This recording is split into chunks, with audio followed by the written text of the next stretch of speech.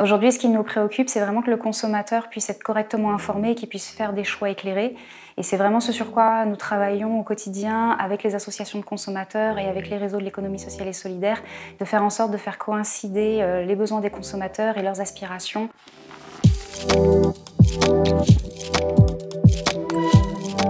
Bonjour, je suis Virginie Goblet et je suis chargée de mission à la Chambre de consommation d'Alsace et du Grand Est.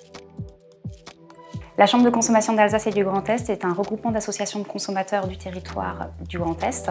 Nous avons diverses missions, notamment l'appui technique des associations de consommateurs qui sont membres chez nous. Nous apportons aussi un soutien juridique auprès des consommateurs qui rencontrent des litiges avec des professionnels. Nous apportons aussi une information neutre, indépendante et objective auprès des consommateurs, notamment pour leur permettre d'éviter les pièges de la consommation. Nous sensibilisons aussi à l'éco-consommation et nous faisons aussi la promotion des achats responsables. Dans le cadre de cette mission de promotion des achats responsables, nous avons créé il y a quelques années avec la CRES et 11 réseaux de l'économie sociale et solidaire du territoire, la plateforme zigezag.info qui a pour objectif de rendre visibles les acteurs de la production responsable sur le territoire alsacien. Et en fait, dans le cadre de cette plateforme zigezag.info, nous avons travaillé avec la CRES à la création du marché off en 2015 avec le soutien de la ville de Strasbourg. Alors la particularité aussi de ce marché off, c'est qu'il est vraiment co-construit avec l'ensemble des exposants qui le composent. Nous avons démarré en 2015 avec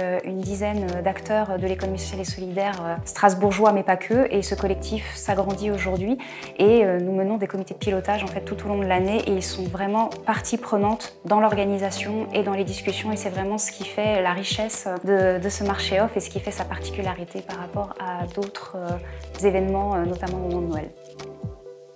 Alors, je pense qu'on est dans un monde qui est rempli de paradoxes, puisque c'est un monde qui peut être très dur, très difficile. Aujourd'hui, on est dans un contexte qui est quand même particulier, avec cette crise sanitaire, la crise économique. Il y a beaucoup de choses qui font peur et je pense qu'on a vite fait de se laisser aller au désespoir. Mais en même temps, voilà, c'est aussi un monde qui est très beau. Il y a beaucoup d'initiatives, beaucoup de solidarité, de bienveillance. Et nous, on le voit tous les jours sur le terrain, de la coopération entre les acteurs, des consommateurs qui se sentent de plus en plus concernés et ça donne beaucoup d'espoir dans l'avenir, je trouve.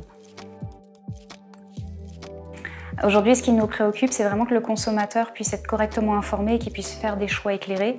Et c'est vraiment ce sur quoi nous travaillons au quotidien avec les associations de consommateurs et avec les réseaux de l'économie sociale et solidaire, de faire en sorte de faire coïncider les besoins des consommateurs et leurs aspirations avec l'offre qui est proposée sur le territoire par ces acteurs de l'économie sociale et solidaire.